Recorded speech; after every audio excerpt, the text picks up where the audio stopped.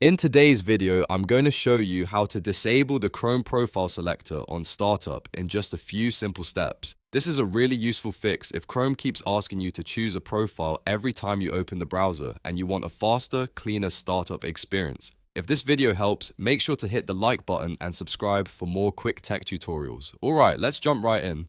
First, go ahead and open Google Chrome on your computer. Once Chrome launches, look at the top right corner of the browser window. You'll see your profile icon there. Click on that profile icon to open the profile menu. Inside the profile menu, look for the option that says Manage Chrome Profiles. Click on that. This will open the Chrome Profile Management page, where you can control how profiles appear and behave when Chrome starts up. Now, once you're on the profile management screen, look down toward the lower right side of the page. You should see an option labeled Show on Startup. If this box is checked, that's what causes Chrome to show the profile selector every time you open the browser.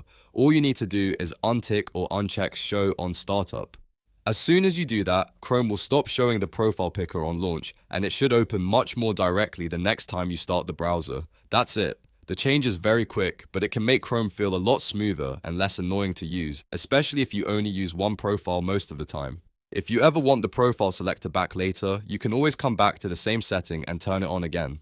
If this tutorial helped you out, don't forget to like the video, subscribe to the channel, and turn on notifications so you don't miss the next one.